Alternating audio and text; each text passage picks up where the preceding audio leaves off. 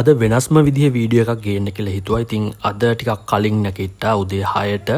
හරිම ග්ලූමි ඩේ එකක්. ඉතින් මෙච්චර කලින් නැගිට්ටේ මම බැද්ද ගාන වෙට්ලන්ඩ් පාක් එකට උදේම යනවා කුරුල්ලෝ බලන්න.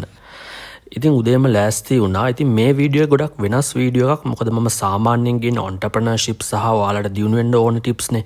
හැබැයි මට හිතුණා පෙන්නන්න කොහොමද මගේ රිලැක්සිං ඩේ එකක් මම ගත කරන්න කියලා.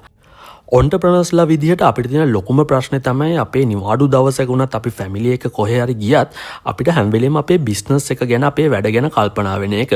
ඉතින් පටන් ගත්ත කාලේ හිතුණාට මේක හොඳ දෙයක් කියලා ඇත්තටම මේක එක දිගට කරගෙන යද්දි අපිව බර්න් අවුට් වෙන්න පුළුවන්. ඉතින් මේක නිසා තමයි අපි මේ වගේ තැනකට ගියත් මම ගොඩක් වෙලාවට මට වැඩ ගැන හිතෙන එක ගොඩාක්ම නවත්ත ගන්න try කරන්නේ පුළුවන් විදිහට. හැබැයි ඒක හරිම අමාරු දෙයක්. ඒක කාලයක් තිස්සේ ප්‍රැක්ටිස් කරන්න ඕනේ. මාර වැඩේකද මෙයාලා කිව්ව ගයිඩ් එකේ දාලා තියනවා බර්ඩ් වොචින් කරනවා නම් උදේ 8ට කලින් එන්න කියලා. දැන් මම 6 මාට ආවට පස්සේ කියනවා මේ සර් තරුණ ළමයින්ට මේ යන්න දෙන්නේ 8න් පස්සෙලු. ඉතින් දැන් මම ආවේ කුරුල්ලෝ බලන්න. හරි මම මොකද 8 වෙනකන් ඉතින් මෙච්චර උදේ ඇවිල්ලා තපාසි ඉතින් ඊට පස්සේ මොනා කරන්නද උදේ පාන්දර පොඩ්ඩක් බයින් වුණා බැනලා ටිකට්ස් අරගෙන ආවා. ඉතින් මම බලපු තැන් පෙන්නන ගමම්ම මම යටින් ගොඩාක් වැදගත් දේවල් කියන්නම්. ඔයාලා ඉස්සරහට බිස්නස් එකක් කරන්න ඉන්නවා නම් ඔන්ටර්ප්‍රනර් කෙනෙක් වෙන්න ඉන්නවා නම් ඔයාලට වැදගත් දේවල්. මොකද එතකොට ඔයාලට මේක බලන ගමම මේ දේවල් වලින් ලොකු ආදර්ශයක් ගන්න පුළුවන්. බෝට් ජෙටි එක විනායකව හැසිරෙන්න කියලා මම හිතන්නේ බෝට්ටුවේ පැටලෙන නිසා දන්නේ නැහැ. එනිවේ මම බෝට්ටුවට නගින්න අදහසක් නැහැ. ඒක නිසා ප්‍රශ්නයක් නැහැ. ඉතින් මෙච්චර උදේක මේ වගේ තැනකට ආවට පස්සේ බලන්න තියෙන ලස්සන ඔක්කොම කුරුල්ලොන්ගේ සද්දේ ඒ වගේම මිනිස්සු කවුරුත් නැහැ. ඉතින් අපිට මාරම විදිහට අපේ දේවල් අමතක කරලා රිලැක්ස් වෙන්න try කරන්න පුළුවන්. මොකද ඒක මාරම වැදගත් ඊළඟ සතියේ ඔයාගේ වැඩ ටික සාර්ථකව කරගන්න ඔයාට එනර්ජි එක ආයි ගන්න. බලන්න කොච්චර ලස්සනද කියලා හරිම රිලැක්සිං. මේ ඉතින් මං කියන්නේ මේ වගේ දේවල් ඇත්තටම තව ඕපන් වෙන්න ඕනේ පබ්ලික් එකට. ඒ කියන්නේ දැන් උදේ 6ට අරිනවා කියලා තිබ්බට 6ට අරින්නෙත් නැහනේ. එහෙම නෙමෙයි. ඉතින් උදේ පාන්දර 4ට ඇවිල්ලා ෆොටෝග්‍රැෆි කරන කට්ටිය ඉන්නවා නම් ඒගොල්ලන්ට chance එක දෙන්න පුළුවන්. හරි. නයිට් ෆොටෝග්‍රැෆි කරන කට්ටිය ඉන්නවා නම් එයාට chance එක දෙන්න පුළුවන්. නයිට් ෆොටෝග්‍රැෆි බෑ කියමුකෝ මේක නේ කිඹුල් ඉන්න නිසා.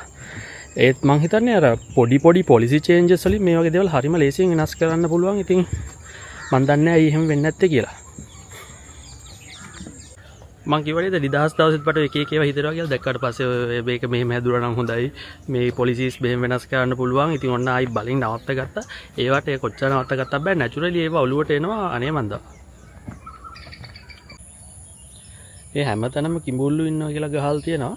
කිඹුල්ලු කිව්වා මට නම් ඇත්තටම මතක් වෙන්නේ අර මේ සූරපප් එකේ ක්ලියෝපැට්‍රා එපිසෝඩ් එක. ඒ ඊජිප්තු එපිසෝඩ් එක. මට ඒ බර්ඩ් වොචින් කියලා බර්ඩ් වොචින් ටවර් එක ලොක් කළා. මම හිතන්නේ කැඩිලාද දන්නේ නැහැ. අරගන්නත් කවුරුත් නැහැ මොනා ගන්නද ඉතින්. ආපහු ගිහිල්ලා විදවිත් තමයි ඉන්න වෙන්නේ. අපි සාමාන්‍යයෙන් සයිකොලොජි වලදී කතා කරන දෙයක් තමයි ඔයාගේ හිතට ගොඩාක් වේගයෙන් සිතුවිලි එනවා නම් ඔයාට පොඩි වෙලාවකදලා ගොඩාක් දේවල් හිතෙනවා නම් අපි ඇත්තටම හිතනවා ඒක හොඳයි අපිට ස්පීඩ් වැඩ කරන්න පුළුවන් කියලා. හැබැයි මේකේ ප්‍රශ්නේ තමයි මේක ටික කාලයක් ගියාට පස්සේ ඔයාට thought fatigue කියන එක එනවා. ඒ කියන්නේ ඔයාට හරිම මහන්සි හිතට. ඉතින් මේක නිසා තමයි අපි ගොඩාක් වෙලාවට ට්‍රේන් කරන්නේ අපිට හිතට සිතුවිලි එන එක පාලනය කරන්න. මේක ඔයා කන්ට්‍රෝල් කරගත්තේ නැත්නම් ඔයාට අනිවාර්යයෙන්ම ටික කාලෙකින් ස්ට්‍රෙස් එහෙමත් නැත්නම් තව ටික කාලයක් ගියාට පස්සේ ડિප්‍රෙෂන් වගේ ලෙවල් එකක් වුණත් එන්න පුළුවන්. ඒ නිසා අනිවාර්යෙන් මතක තියාගන්න ඔයා කොච්චර බිසි වුණත් ඔයා සතියේට දවසක්වත් රිලැක්ස් වෙන්න අනිවාර්යෙන්ම ගන්න. මාරම ලස්සන ග්ලූමි වෙදර් එක. මම දන්නේ ඇයි කියලා මම සාමාන්‍යයෙන් මොකක් හරි තැනකට ගියොත් අර හෙන අවුව තියෙන තැනක් නම් ඒක ග්ලූමි වෙනවා. එහෙම නැත්නම් මම ආසම් විදිහට අර පොඩියට වහින්න ගන්නවා. ඉතින් මං හිතනවා මම ලකි කියලා සෑහෙන ඒ වගේ මම යන්නෙත් කලාතුරකි. ඒ යද්දිත් මේ වගේ ලස්සන view එකක් තියෙන්න මොකක් හරි තියෙන්න ඕනි ඉතින්.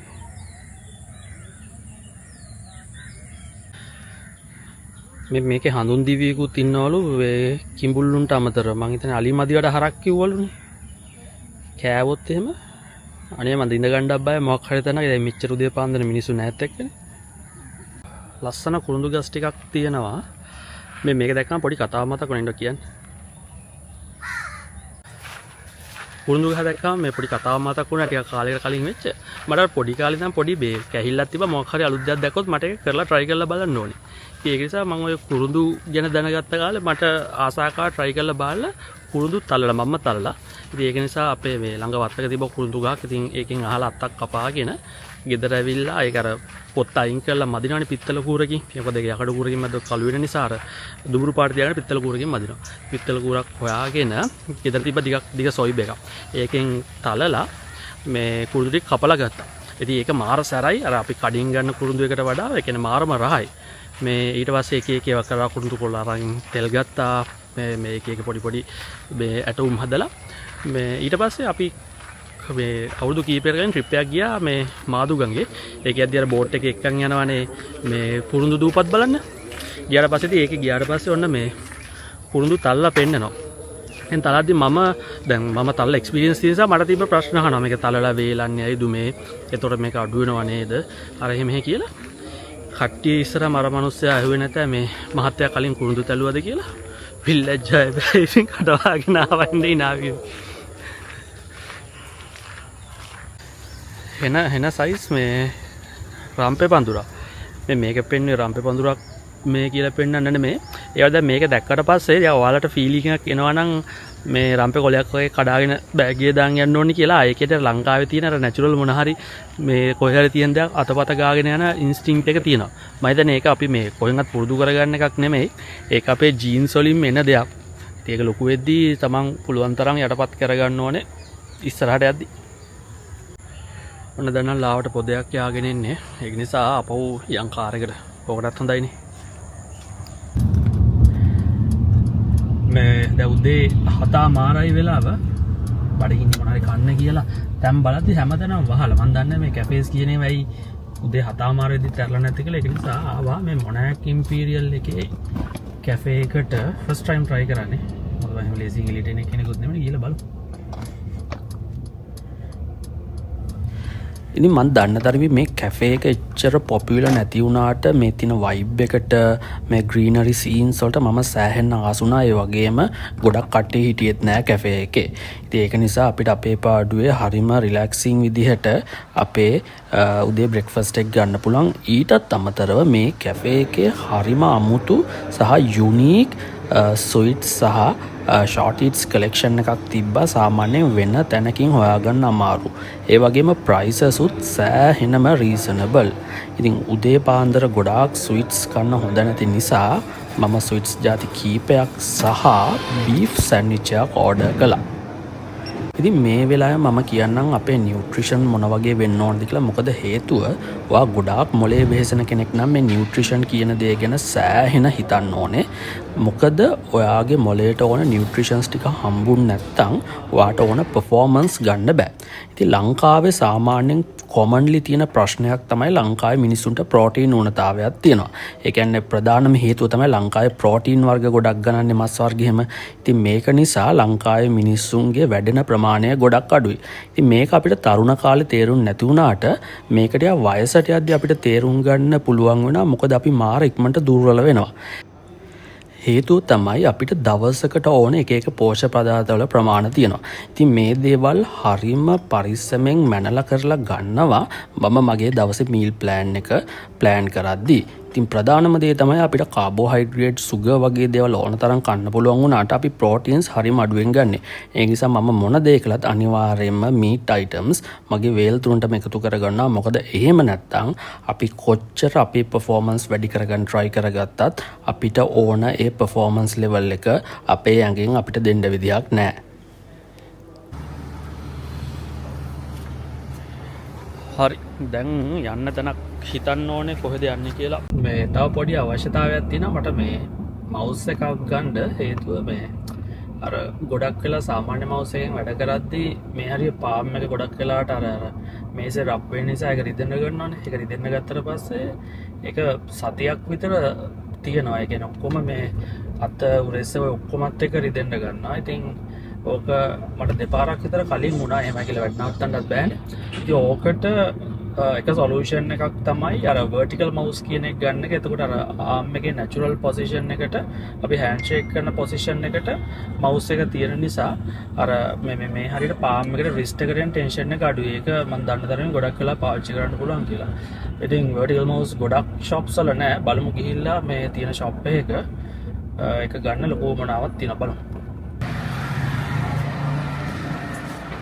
vertical mouse තියෙනවා. vertical mouse බලමු. vertical mouse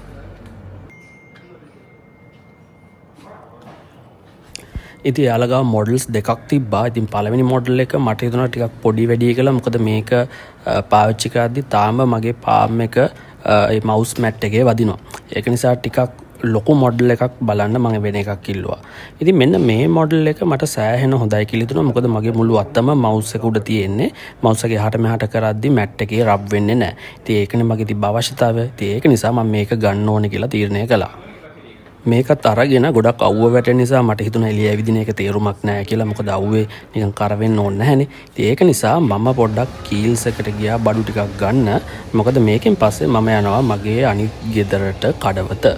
ඉතින් බඩු ටිකකුත් අරගෙන ෆ්‍රිජ් පැත්තට ගියට පස්සේ මම හරිම ආසම ප්‍රොඩක්ට් එකක් හම්බුණා. මෙන්න මේ NLB ද NLDB ද දන්නේ නැහැ. ඒකේ තියෙන කර්ඩ් එක. ඉතින් ඔන්න හවස ආවා මගේ අනිත් ගෙදරට කඩවත.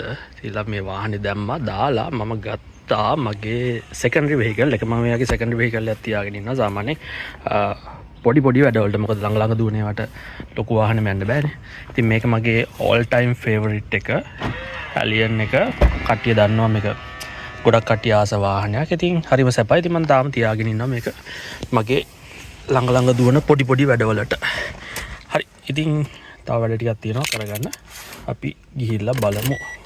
මම මෙහෙට ආවට පස්සේ නිතරම යන තැනක් තමයි හෙළබොජුන්. මොකද අපේම ගම්වල ඉන්න නංගිලා අම්මලා මේක ගොඩක් රස කෑම හදනවා. ඉතින් මම සාමාන්‍යයෙන් හැලප වැලිතලප රොටි වගේ ගොඩක්ම මම කන්න ආස කෑම මෙතෙන්ට ගිහිල්ලා ගන්නවා මෙහෙට එන හැම වෙලාවකම වගේ. ඊට පස්සේ හවස් වෙලා මම ආවා පෝට් සිටි එකට. මොකද මේක හදලා අවුරුදු ගාණක් ගියාට තියෙන වැඩත් එක්ක මට එකපාරක්වත් එන්න හම්බුන්නේ නැහැ.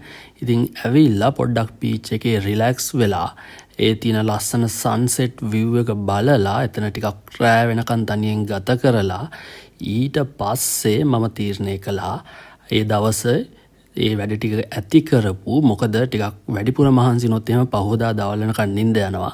ඒක නිසා දැන් ගෙදර ගිහිල්ලා රෙස්ට් කරන්න ඕනේ කියන එක. ඉතින් මෙන්න මේ විදිහට තමයි මගේ සාමාන්‍ය රිලැක්සිං ඩේ එකක් ගත වෙන්නේ.